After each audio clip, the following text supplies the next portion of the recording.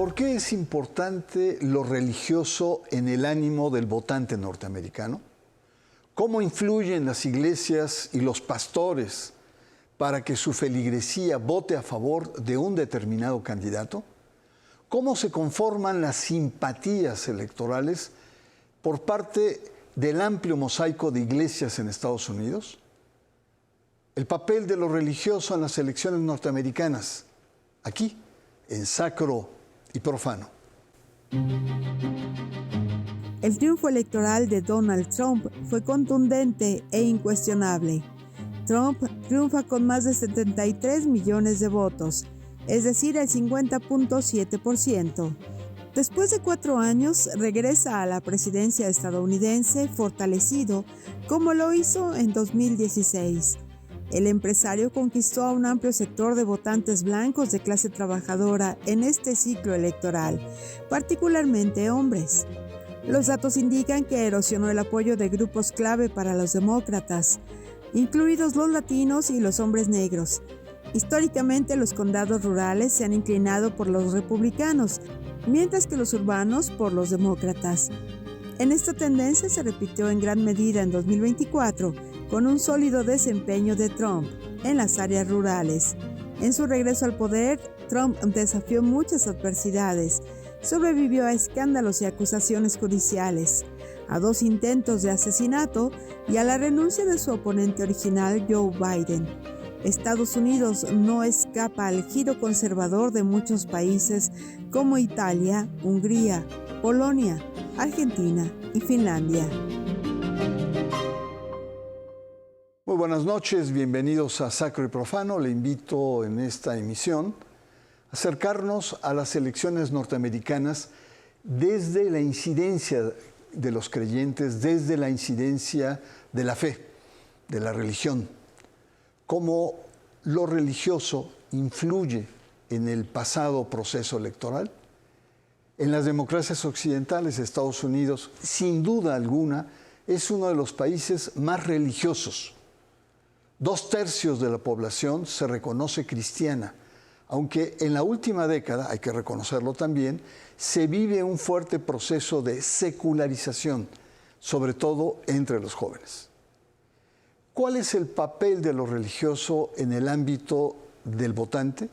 ¿Cómo influyen las iglesias y los pastores para que la feligresía vote a favor de determinado candidato? ¿Cuáles son las tácticas de acercamiento del otro lado de los candidatos hacia las iglesias? Iniciamos este programa especial donde analizaremos el papel de lo religioso en las elecciones de Norteamérica. Para los politólogos y analistas, comprender y examinar la dinámica de las elecciones presidenciales en Estados Unidos tiene sus particularidades, sobre todo respecto al resto de las democracias occidentales. Como sabemos bien, el electorado se mide por segmentos tradicionales, es decir, la identificación con un partido, la raza, la condición socioeconómica, la ubicación geográfica, el nivel de escolaridad y muchos etcétera. Sin embargo, en Norteamérica, al análisis del comportamiento de los votantes se ha incorporado un poderoso componente, la identidad religiosa. Por ejemplo, en el proceso electoral del 2016, el voto casi compacto de protestantes y evangélicos blancos, que representaron cerca del 25% del electorado, fue determinante para el triunfo de Donald Trump. La presidencia demócrata de un afrodescendiente como Barack Obama en ese momento conmocionó a la clase política anglosajona y al conservadurismo radical de muchos pastores cristianos blancos, que sin duda jugaron un papel crucial para la derrota de Hillary Clinton. La gran pregunta es cómo es que los votantes ejercen en bloque su decisión política. ¿Por qué siguen fielmente las recomendaciones de sus pastores? Las respuestas no son sencillas, pero desde los años 60 con la Guerra Fría y sobre todo en los años 80 aún bajo este régimen, digamos, de conflagración simulada y subterránea, en los 80s irrumpieron líderes mundiales como Ronald Reagan, Margaret Thatcher, el Papa Juan Pablo II, Lech Walesa, y ahí las iglesias se convirtieron en espacio de agregación social. Las iglesias evangélicas blancas descubren un papel político protagónico para defender el orden establecido por Dios. Dichas iglesias inducen a través de la predicación, a través de acciones, el voto de sus feligreses. De tal suerte que para 2024, según el famoso pastor Gene Wallis, ha declarado lo siguiente: votar en esta elección podría volverse más confesional que electoral o partidista. Se convierte no solo en un referéndum sobre nuestra democracia, sino en un referéndum sobre nuestra fe. El papel de lo religioso en las elecciones norteamericanas es nuestro tema. Vamos a una pausa. Le recuerdo que usted está en Sacro y Profano.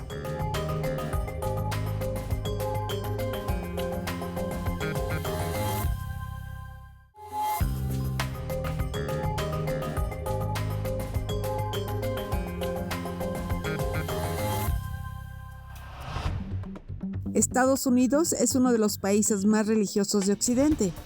Aproximadamente 2/3 de sus votantes se identifican como cristianos. Pero las cosas están cambiando y la nación se ha vuelto menos devota en las últimas décadas. Y los cristianos practicantes estadounidenses, incluidos protestantes y católicos, generalmente se han alineado con el Partido Republicano. La encuesta de Pew Research realizada en este año señala que los protestantes norteamericanos votan el 59% por el candidato republicano. En contraste, los protestantes blancos votarían en un 85% por el Partido Republicano. En el campo católico hay mayor equilibrio.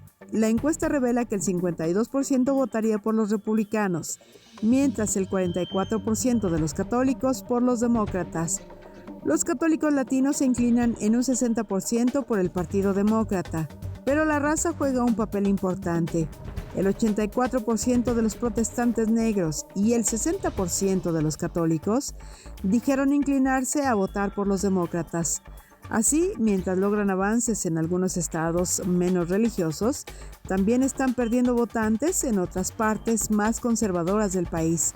En suma, el candidato Donald Trump ganó terreno entre los hombres latinos y afroamericanos. Regresamos. Nuestro tema es el papel de lo religioso en las elecciones norteamericanas. Para el politólogo experto en creencias religiosas, Harry Caban, la influencia de la religión en la política estadounidense ha aumentado y los votantes cristianos tuvieron un mayor impacto en los resultados electorales de 2024. Como vimos en la cápsula, hoy en día 2/3 de los estadounidenses se identifican como cristianos y se estima que de esos 2/3, un 55% son practicantes, es decir, que van a los servicios religiosos, que tienen una vida activa con sus iglesias locales. Por tanto, a menudo se alinean con las posiciones de sus pastores, con las posiciones de las iglesias, que generalmente son muy conservadoras. Los cristianos practicantes tienen muchas más probabilidades de votar por los republicanos en comparación de otros creyentes y otros creyentes no tan practicantes, lo que les otorga una influencia enorme en los resultados electorales.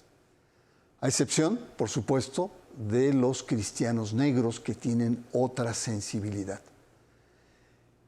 El 82% de los protestantes evangélicos blancos dijeron que votarían por Trump en diferentes encuestas. Y lo mismo ocurre con el 61% de los católicos blancos y el 58% de los protestantes blancos no evangélicos. Por otro lado, Harris obtuvo el respaldo de más de 2/3 de los votantes registrados, que son protestantes negros, ateos, agnósticos, sectores importantes de católicos hispanos y ciertos sectores judíos. La campaña de 2024 se volvió polarizante, tensa, ríspida, quizá porque los proyectos de nación de cada candidato fueron muy distintos. Muchos temas religiosos han pasado a la agenda política, colocada precisamente ahí por Donald Trump. Y sobre todo al primer plano en el debate político. Ese conjunto de planteamientos, por ejemplo, el aborto, los derechos LGBTQ, las familias igualitarias, la libertad religiosa, el creacionismo, el negacionismo al cambio climático. En fin, esos temas son los que aterran y despiertan mucho resquemor entre los creyentes blancos. Donald Trump también proclamó de manera muy incisiva el tema de la política religiosa, es decir, políticas de Estado en materia religiosa contra el aborto, por ejemplo. Es decir, ofrece bajar el presupuesto a la dependencia de planificación familiar y promete mayor incidencia, mayores libertades para que las iglesias incidan en el ánimo de la ciudadanía. Pero ¿cómo se conforman las simpatías electorales por parte de un amplio mosaico de iglesias en Estados Unidos? Alan Copperman, director de investigación religiosa del Centro de Investigaciones Pew, de mucho prestigio, especializado en encuestas, nos ofrece la siguiente radiografía. Donald Trump triunfó al contar el apoyo, como hemos visto, de los protestantes blancos y protestantes evangélicos blancos que constituyen, como se ha señalado, una cuarta parte del electorado. Los católicos, que representan un poco más del 20%, entraron divididos. La mitad blanca indudablemente se fue por los republicanos, mientras el voto de la otra mitad de católicos hispanos ha sido volátil. Ahí quizá fue uno de los grandes triunfos y logros de la campaña de Donald Trump. Pero veamos a Kamala Harris. Pudo contar, habría que precisar con mayor exactitud, el favor electoral de los protestantes negros, el apoyo de católicos hispanos y de sectores judíos y musulmanes. Pero falta probablemente el grupo más importante que está creciendo en los últimos años en Estados Unidos, los famosos llamados nones, personas que no se identifican con ninguna religión organizada. En cambio, muchos de ellos también jóvenes agnósticos, ateos, sectores que pertenecen a los millennials. Estos nones han ido creciendo y en este momento abarcan cerca del 30% de la población. Jóvenes adultos en Estados Unidos, un segmento que muy probablemente, hay que verlo todavía en las estadísticas, a la coalición demócrata, pero ahí está la incógnita. Las elecciones norteamericanas y el factor religioso, aquí en Sacro y Profano. Vamos a una pausa.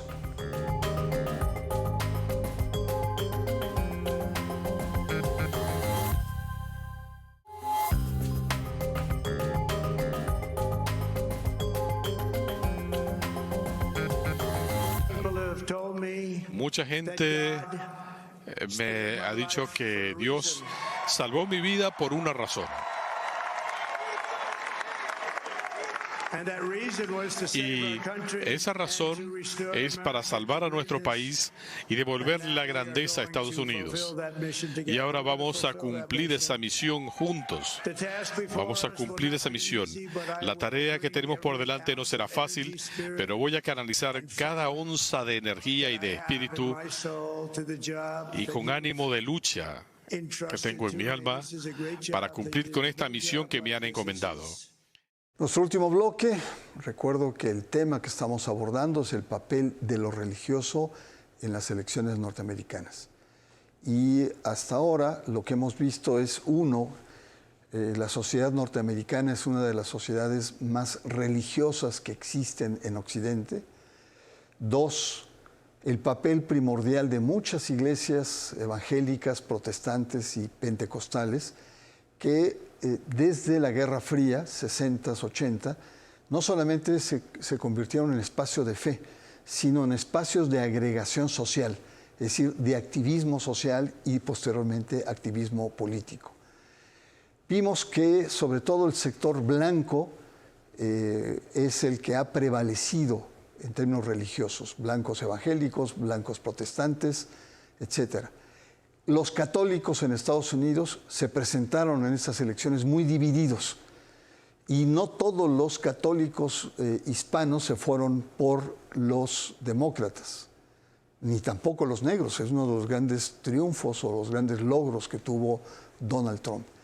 Y finalmente está uno de los temas importantes que, a diferencia de otras democracias occidentales, se tiene, y es un papel muy activo de lo religioso, en donde hay un voto casi por bloque, o lo que se llamaba en México un voto corporativo.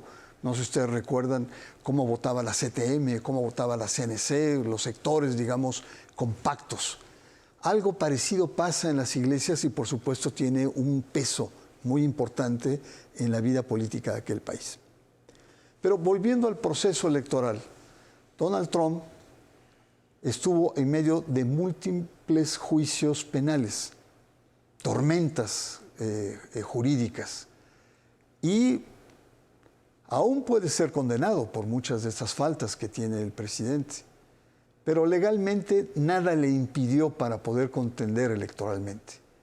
Y hay una paradoja: al rendir protesta, Trump cometería su primer delito en su segundo mandato, sobre todo el día de la toma de posesión. Su juramento de defender la Constitución sería una irreverente paradoja. En el fondo prevalece en Trump un supremacismo blanco. Esto es muy importante porque puede tener efectos posteriores en la realidad no solamente de Estados Unidos, sino a nivel internacional y de América Latina. En realidad puede verse el supremacismo desde dos vertientes. Uno, como una postura político-ideológica, y dos, como una religión secular. La supremacía de la raza blanca es un conjunto de dogmas que sustentan a las personas blancas como superiores a las otras razas y etnias en el mundo.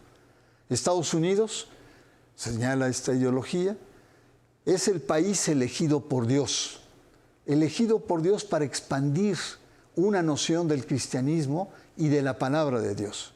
Por tanto, tienen el derecho del dominio político, del dominio económico, del dominio racial y, por supuesto, lo religioso. Dicha supremacía blanca combate a otras etnias, como los afroestadounidenses, latinos y hasta judíos. En Estados Unidos, dicha hegemonía blanca la encontramos desde los orígenes de la nación para justificar la extinción de grupos originarios, para amparar la esclavitud incluso de los negros que llegaban de África.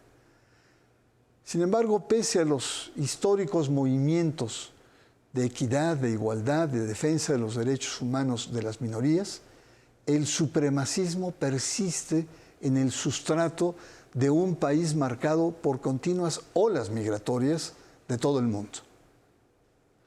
Un importante repunte de la preponderancia racial blanca la encarna peligrosamente Donald Trump, el presidente electo de los Estados Unidos. A escala mundial habrá sin duda reacomodos, cambios. En Latinoamérica, la irrupción de Trump va a favorecer el desarrollo de lo que se llama la extrema derecha política y extrema derecha religiosa. En México, por ejemplo, no podría concebirse una derecha o una ultraderecha sin el componente católico. Trump, por ejemplo, es padrino de Eduardo Verástegui y no nos debemos extrañar que se implante un partido de ultraderecha religiosa en este país. Están las condiciones económicas, están las condiciones logísticas, están las condiciones ideológicas porque ha criticado Verástegui constantemente al PAN como un partidito vergonzante de derecha. Tenemos también el fenómeno Javier Milei en Argentina, un fenómeno realmente inesperado, pero ahí está. O Nayib Bukele en El Salvador. Son incentivos de una nueva ola, de una nueva tendencia en el continente, donde está muy latente en Chile, está muy latente en Perú y en otros países.